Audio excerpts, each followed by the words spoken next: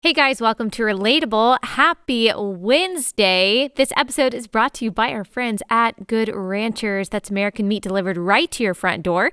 Go to goodranchers.com/Allie for a discount. That's goodranchers.com/Allie.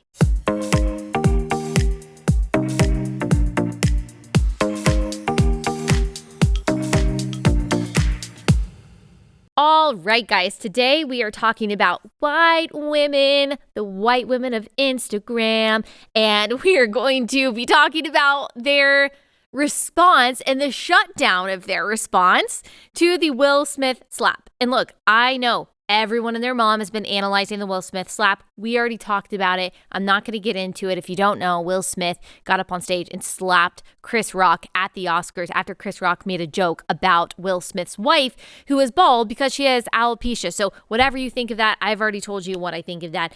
A lot of people have different reactions.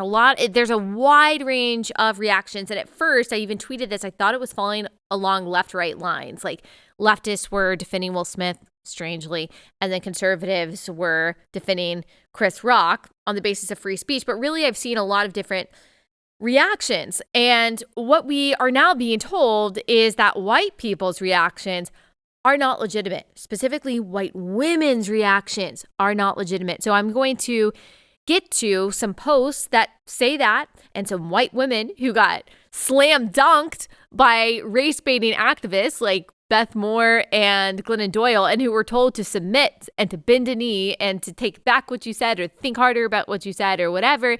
And we're going to talk about their response and what that all means. But let me read you some headlines that talk about this so you can understand what I'm talking about. So, The Guardian, white outrage about Will Smith's slap is rooted in anti-blackness. It's inequality in plain sight. And yes, I am reading this in a mocking tone because I think that is absolutely justified. Forbes, while talking about Will Smith's behavior, don't forget to also talk about the system that helped create it. Of course, the white supremacist system. The Atlantic by Jamel Hill. She says the two Americas debating Will Smith and Chris Rock, black people and white people, aren't necessarily discussing the Oscar slap in the same way. The Independent, Fox News host blasted for racist comments on the Will Smith Oscars fallout. And that is Jesse Waters saying that, oh, this is the first time that he has seen the media cover black on black crime. So lots of headlines about this, and there are some people tweeting about it as well. There was this tweet that I saw, and I was like, okay, this is just one person. Surely this is just one person. Kovi Biakalo said, just a note to white people that what happened between Will, Jada, and Chris is black folks' business. Tread lightly. That was just one of the many posts I saw. There were several posts on Instagram that were saying the same thing, that white women shouldn't be talking about this. I saw one person say white women are committing violence against black women in a variety of ways on a daily basis, so they can't talk about that. I'm sorry, that's objectively not true. That's just factually inaccurate. If you look at any crime statistics at all, that is just factually untrue. Now, there is a group actually perpetuating violence against black women. It ain't white women. Okay, so again, like if we're going to have these conversations, let's at least be factual and let us be truthful about these things, or else we're never going to get to any kind of productive place. But they're shutting down conversation, and they're saying, what this Kovi person is saying is that you are not qualified because of the color of your skin to commentate on this particular issue. She said, this is black folks' business. Okay, what if two different things here. Two different ways you could see this. One way you could see it is, well, actually, no, it's not anyone's business. It's not your business. Like, you're not entitled to someone's business just because they share your skin color. Like, you are just connected, you random person. You're just as connected to Chris Rock and Will Smith as I am. Like, you don't have any further connection or any entitlement to their business any more than I do or anyone else does. So maybe it's not black folks' business. Maybe it's just their business and they can handle that. Or here's another perspective, is that it's all of our business because we all watched it. Like, we share a country, we share a society, we share a Hollywood, we share a culture And so we all saw the clip. It's an indication of where our society is. The reactions are also an indication to where our society is. We all get to commentate on the Oscars. We do. We all get to commentate on the celebrities that we have patronized for years and what they say and what they do. We get to have thoughts about those things, and we get to say those thoughts. I'm sorry, but we're not going to segregate our commentary just because you, random blue check mark on Twitter, say that we have to. White women, white men, whoever, Hispanic men and women, Asian men and women, Black men and women have equal qualifications in talking about something like this. We all saw it. It affects all of us. We do not have to self-censor just because one group says that we have to self-censor. All right? And so if you are someone who feels like, oh, I can't talk about something because it was an interaction between two Black people, look, you have already given in to their shame tactics. And you got to stop, because they do not have the authority to tell you what you can and cannot say, what you can and cannot do. Now, you may choose not to comment on something because you don't want to comment on it. Or you could think that you don't have enough insight into a particular situation. You need to know more. You need to be more educated about something, or you just don't want to comment on it because you just don't feel like you have anything productive to say. Those are all legitimate reasons. Or you don't say something because it's not a godly thing to say. Of course, we bridle our tongues in all kinds of situations. I'm not talking about recklessness or a lack of self-control in what we say. I am saying if you do have something productive to add, if you have a thought, if you have an insight, then you are allowed to say it. You are not disqualified because these random people who have no authority over you whatsoever, say that you can't say it because of the color of your skin. That is racist. That is a form of racial discrimination. Saying that you are not qualified or that you can't say something because you don't have quite enough melanin. I'm sorry, but no. There are a lot of people of a lot of different skin colors that like Will Smith, that like Chris Rock, that watched the Oscars, and they get to say something. But some people, unfortunately, some white women, they so quickly kowtow to the race-baiting mob that they end up sounding like hostages. And I'm going to give you an example of that in the Dear Glennon Doyle in just 1 second. Let me tell you about our first sponsor for the day. It's a new sponsor. So across the country, Americans are discovering that if we want to change this nation, we have to change the way the marketplace works. Big corporations are seeking to divide us. Big banks are freezing the accounts of people who disagree with their political views. Very scary and dystopian. And our supply chain is dependent upon countries that actively work against our values, as we have talked about several times. It is time for a change, and that change starts with you and your wallet. I know a lot of you have asked me, how do we pay with our dollar? Well, this is a way to do that. It's why I am proud to partner with this new sponsor, Public Square, the largest directory of freedom-loving businesses our nation has ever seen. I'm super excited about this because I've had this thought in the past, like, can I compile a bunch of America freedom-loving businesses that we would be proud to support on my website, but it's just a lot of work. I'm so glad that I don't have to do that because Public Square is doing that. It is an app that connects freedom-loving Americans with their local community and the businesses that share their values. Whether you want to support a restaurant that only buys from local farms, a coffee shop that took a stand against COVID mandates, or a bank that would never cancel you for your political views, Public Square is your guide. So download the Public Square app from the Apple App Store or Google Play, create a free account, and begin your search. You can also list your business for free so your local community can find you today. Download the app today. That's Public SQ. So Public SQ, which stands for Public Square. Public SQ. That is the name of the app. Public SQ.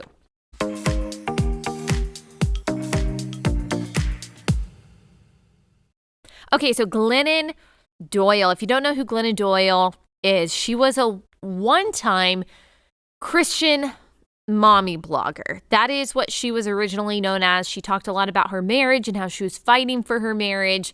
And she wrote a book, I think it was titled Love Warrior, about fighting for her marriage after he had an affair.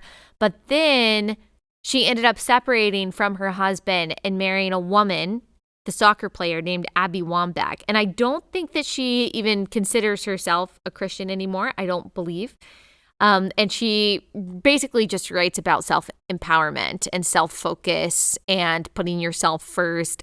Untamed is her latest book, and it's the exact opposite of everything that we talk about on this show and the exact opposite of my book, but it makes people feel good temporarily, which is why it's so popular. So she tweeted, and then she posted on Instagram, "Violence is never proof of love. That's a deadly idea that has fueled and excused domestic and all violence for far too long. Think hard about that take, please." So tweeted that, posted it on Instagram. It got almost, at least at the time that I screenshot it, like 153,000 likes, which is a ton for Instagram. And so obviously a lot of people agreed with that. I think that there's some truth to that. I think there's a lot of truth to it. I don't know if that's always true. I do think that there is violence, like in a justified war, that does indicate, for example, a soldier's love for his country. So I don't know if this statement is necessarily true across the board, but that really is irrelevant to what I'm going to say. The point is, she thought it. She had this genuine thought. It's certainly not the worst thing that she's ever said, and she put it out there. Well, she changed her caption later to say this. I don't know what the caption originally said. By the time I saw the caption on the Instagram post, it had been changed to this. Update. Hello. Since I posted this, many Black women I respect have told me that as a white woman, this is not my conversation to have, that there is much about tonight that I don't understand, that I should sit this out and listen. So that is what I am going to do. I've also been asked to leave this post up in order to preserve the labor of those who took the time to educate and expand the conversation in the comments. Guys, not everything is labor. Not everything you do is labor. Not all conversations are labor. Not all talking is labor. Not all energy that you expend is labor. So that's just a side note. So this caption to me reads like a hostage situation.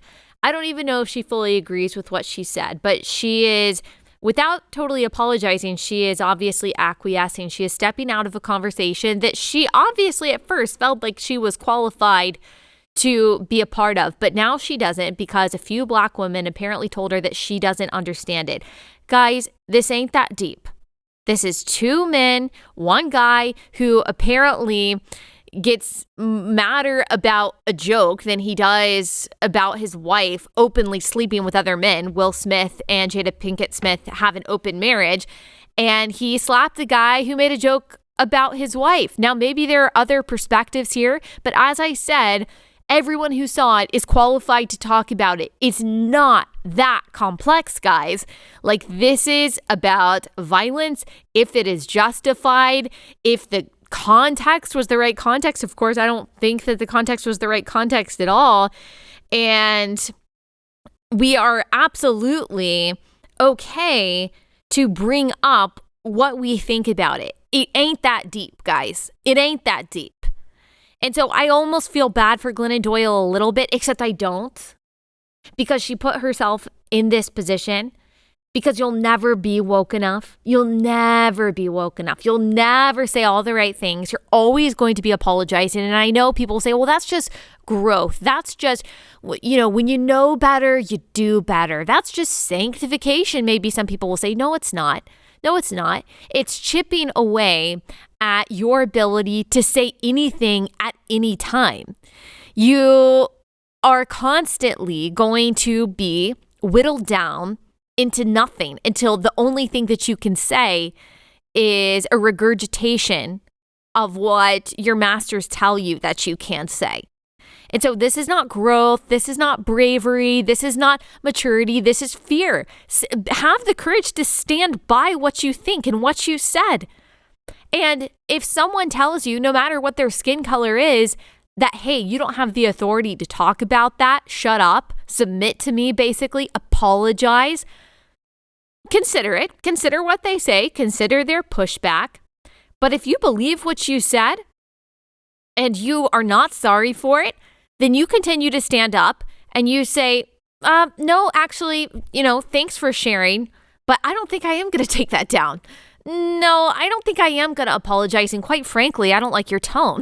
Quite frankly, I don't like that you think that you have the authority to tell me what to say and not to say. So I believe what I said. I think Glennon Doyle still believes what she said. And I don't care the color of people's skin. What I said is true, or I believe what I said is true. And so I'm going to keep it up and I'm not going to apologize. That's courage. That's maturity. To stop apologizing for the things that you're not sorry for, to stand by the words that you actually meant to say. That's maturity. So Beth Moore has found herself in a similar situation. She said, which I know she was trying to be snarky, which again, she's put herself in this situation of constantly having to kowtow to people who are woker than her. She said that was scarier than a Southern Baptist convention. So she's trying to make a joke. She left the Southern Baptist convention. A lot of it had to do with, I think it probably had to do with Southern Baptist support of Donald Trump, but it also had to do with a lot of criticism towards her preaching because she preaches and teaches in front of men, particularly in a pulpit. And so she, of course, has been very offended and disenchanted because of some of the words of the people, I guess, in leadership or just who are a part of the Southern Baptist Convention. Maybe some of her feelings are justified, maybe not, but she doesn't like the Southern Baptist Convention. And so she said that was scarier than a Southern Baptist Convention. And then Lisa Harper, there's two Lisa Harpers. There's a Lisa Harper, she's a Christian author, but this Lisa Harper, she's got like pronouns in her profile. I think she also considers herself a Christian author, but she's like very unabashedly woke. So like in her name on Twitter, she's got she, her. So that tells me personally all that I need to know. But she quote tweets Beth Moore and she says, perhaps the violence displayed between Will Smith and Chris Rock at Oscars 2022 was, quote, scarier than the Southern Baptist Convention because it was an open display of the outcome of 4 centuries of violence by Southern Baptists on bodies, minds, and souls of African descent. Hold up. The slap between Will Smith and Chris Rock has to do with Southern Baptists owning slaves 400 years ago? Can you square that circle for me? Can you help me understand? Is this something that only makes sense if you speak critical race theory? I mean, I know I'm fluent in critical race theory, unfortunately, because I've read so much about it and talked so much about it. But this must be like a dialect of critical race theory that I'm not familiar with, because usually I can try to understand how they're making the connections. But here, it's really tough for me to understand what she's trying to say. But, actually, she explains it. So let me go on in her tweet thread. It was Chris Rock's bow to white patriarchy. Oh, sometimes I just can't get through this stuff. By undercutting a sharp black woman's hair and calling her less than a woman in front of billions of people. Except that's not really what he was doing. Again, agree or disagree with Chris Rock's joke. I understand why Jada Pinkett Smith was offended. And I understand why Will Smith would be offended on her behalf. Even if something is a joke, it can be hurtful. But is it really about a white patriarchy? So every time a black person tells a joke about another black person or a black woman, that's whiteness? That's white patriarchy? Or maybe it's just them telling a joke. Like, did you think of that? Maybe it's just not that complex. She goes on to say, she said, calling her less than a woman in front of billions of people. That might be my favorite part. That she thinks that billions of people watch the Oscars. I guarantee it probably wasn't even 1 million people. It was probably hundreds of thousands of people, billions of people. That's awesome. Then she goes on to say, it was Chris Rock's choice to belittle a human being with a disability. Disability? Alopecia is definitely a disorder, a serious one. A disability? I don't know. The roots of white supremacy do not consider the disabled human. Therefore, they are unprotected from humiliation. So do you see what they do? Do you see what these race baiters and racial justice activists do? White supremacy is a stand-in for all kind of evil. So really what she's doing, she is actually abdicating not just Will Smith of responsibility, but also Chris Rock. Because this is just Chris Rock's manifestation of internalized white supremacy that, of course, was imparted on him by the white supremacists of yore, I guess the Southern Baptists. She goes on to say, we all saw the outcome of body trauma, and it shook us because we were watching internalized violence. Again, internalized violence. So again, Will Smith, she is saying, is actually a victim in this case. We watched internalized violence spill out on an international stage, and no one knew what to do. So they did what we have done in this nation since 1619. Nothing. Literally no thing. We've done nothing.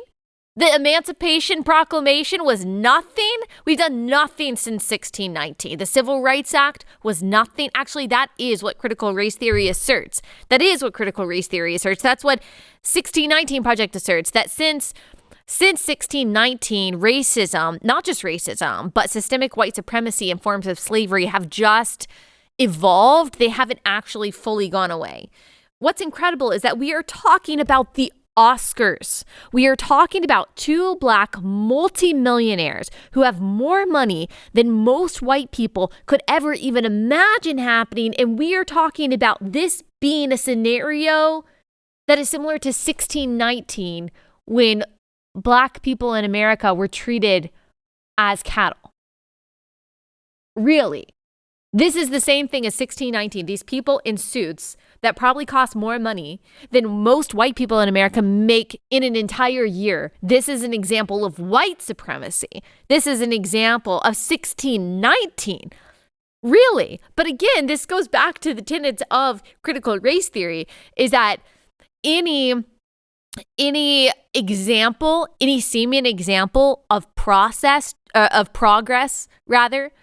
toward equality is actually not real. It's actually not an indication of real progress, and is actually just an exception to the rule of systemic racism. Like, don't you see how this whole argument is non-falsifiable?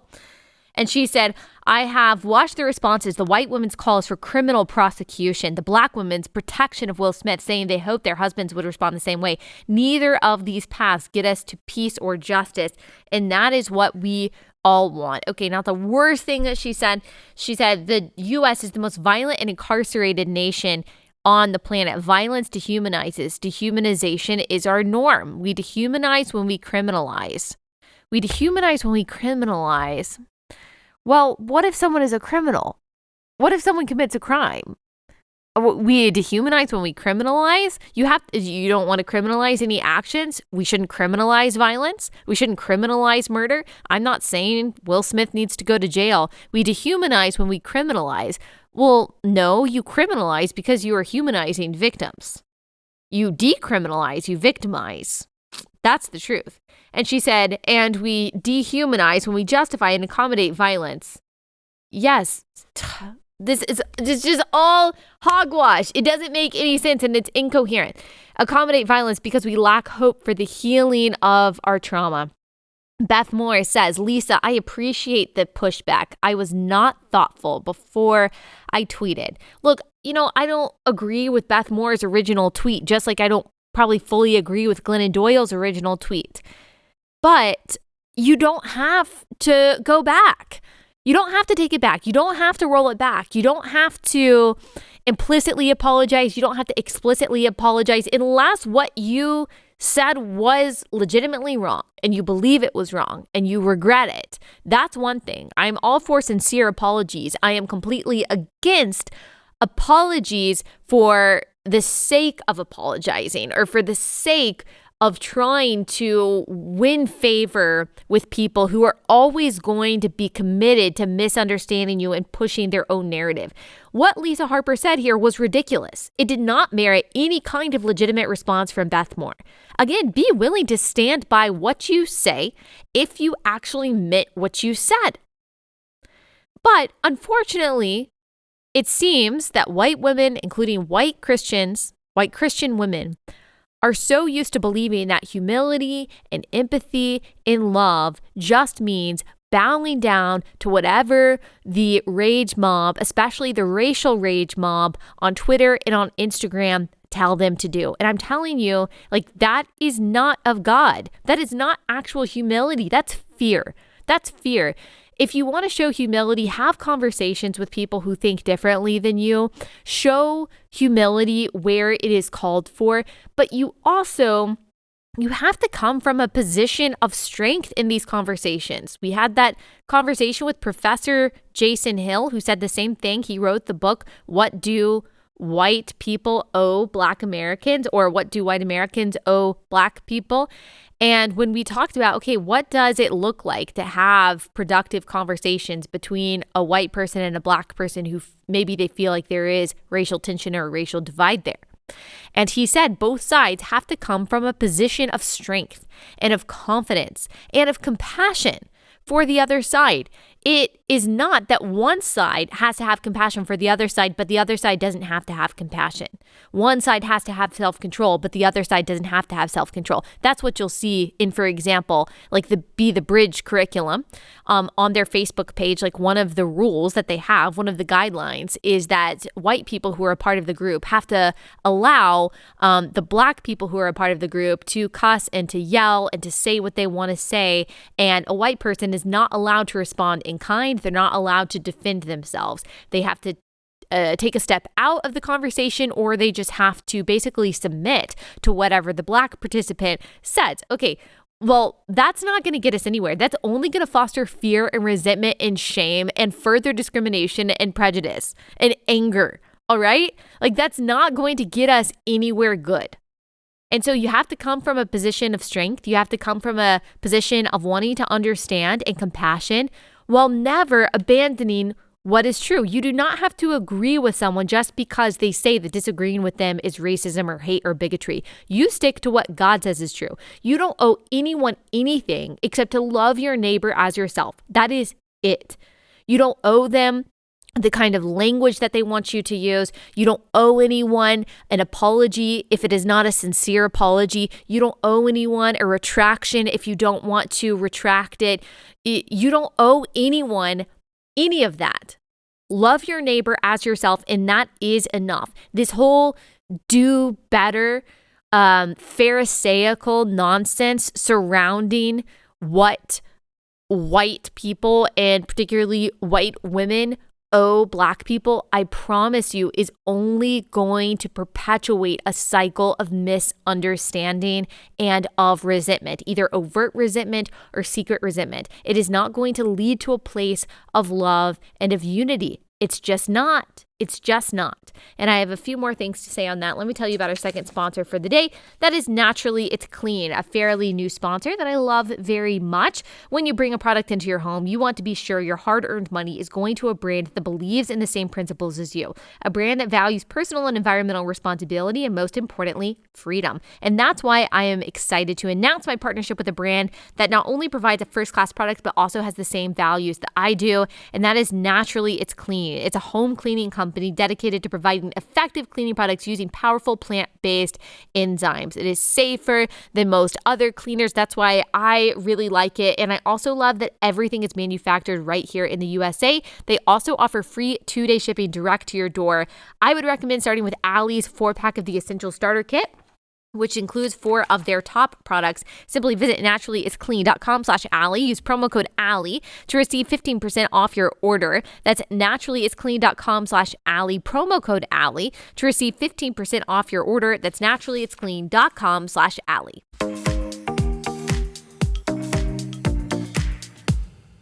Here's the simple truth of it, is that Will Smith is responsible for his actions. Chris Rock is responsible for his words.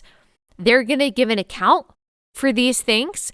I'm not going to give an account. You're not going to give an account for the actions of other people. It doesn't matter if you're white or Black or whatever you are. You're not going to give an account for the actions of other people. The actions of other people are not your fault.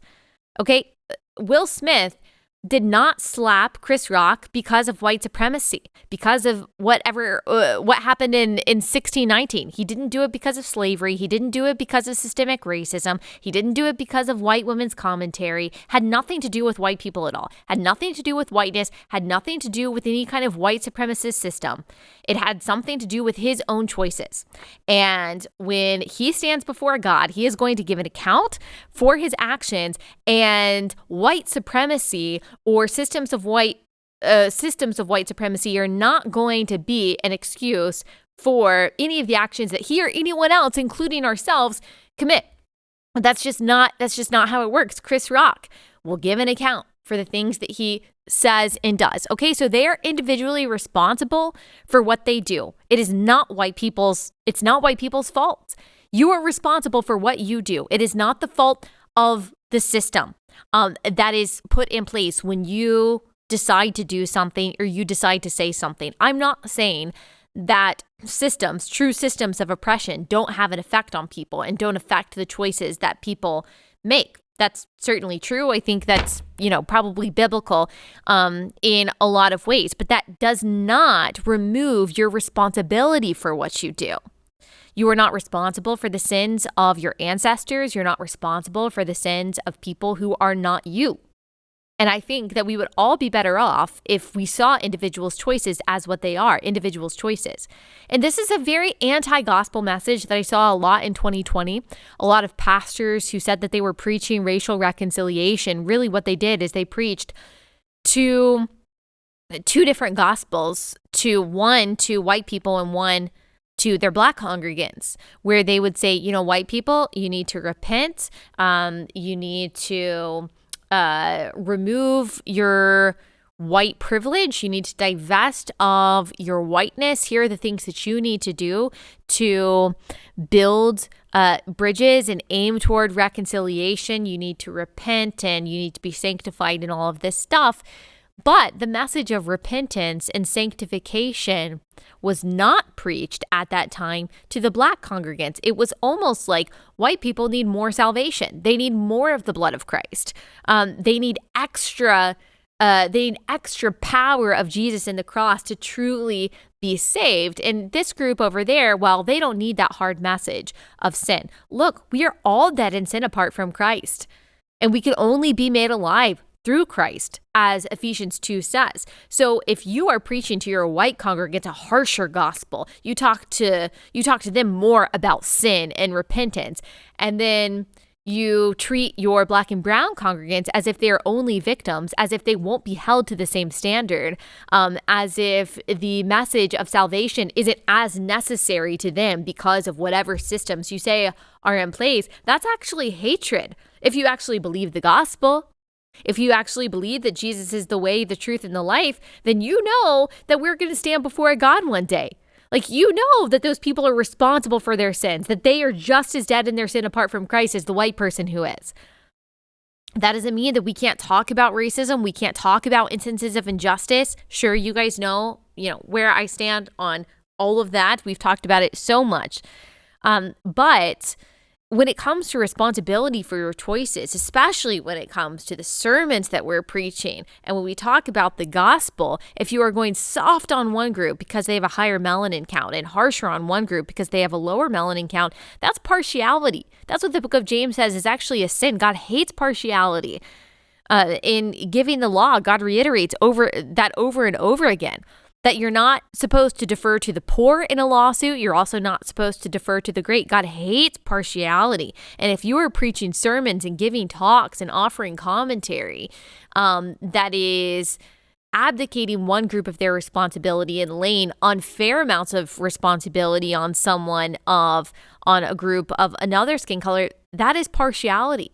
It's wrong. It's unbiblical. It's anti-gospel. It's anti-logic. It's anti-responsibility, and it's not going to get us to a place of unity. Unfortunately, we are just being driven further apart. I was actually kind of surprised that this ended up being a racial issue, to be honest. I shouldn't be surprised by that these days.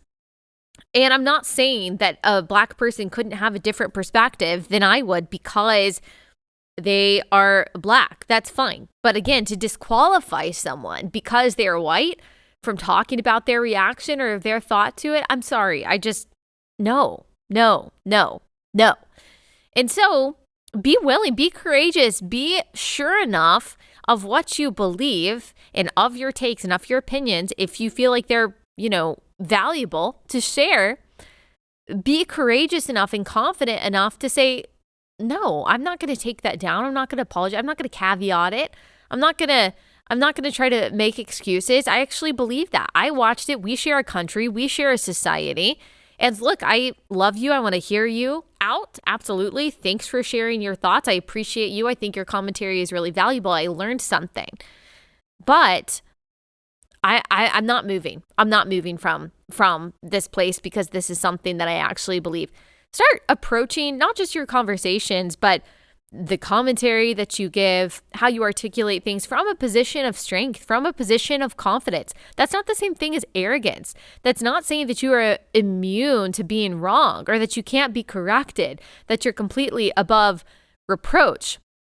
It's just saying that you have a right. You have a right to your thoughts. You have a right to your opinions, and you have a right to express them. People can push back all they want to, but they don't have the authority to silence you or to make you submit to them. Again, you don't owe them anything except to love your neighbor as yourself.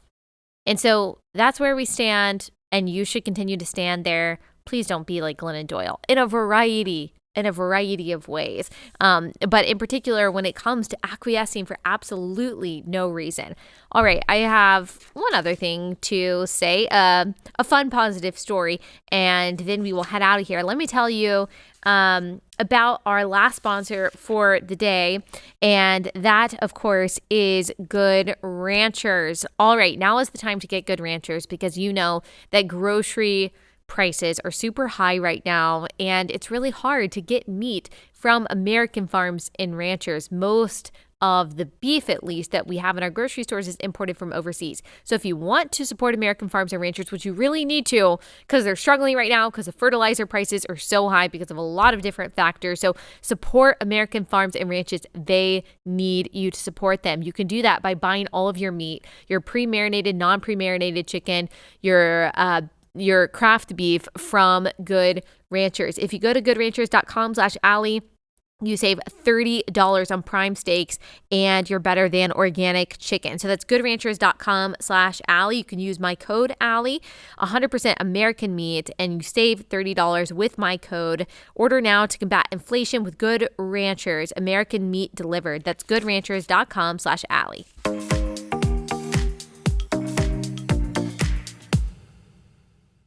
All right, so I just wanted to give a shout out to my new friends in Tallahassee. I was in Tallahassee yesterday. I posted a picture with Governor Ron DeSantis, the hero that we need in this day and age, who has just set the tone really for a lot of Republican governors and just pushing for what is good and right and true and pushing for freedom. And I'm just so excited about how courageous he's been. And I'm so happy for Florida that you have such a wonderful governor.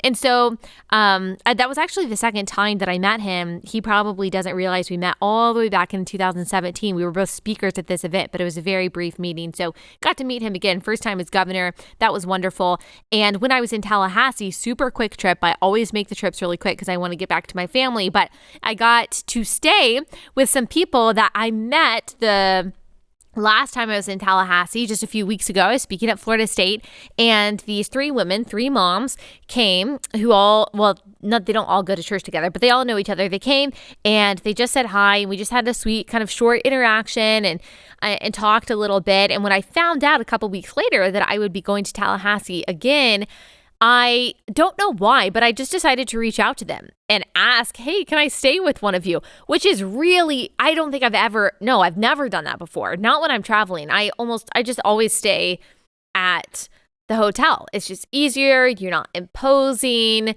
And that's just what I had planned. That's what I typically plan to do.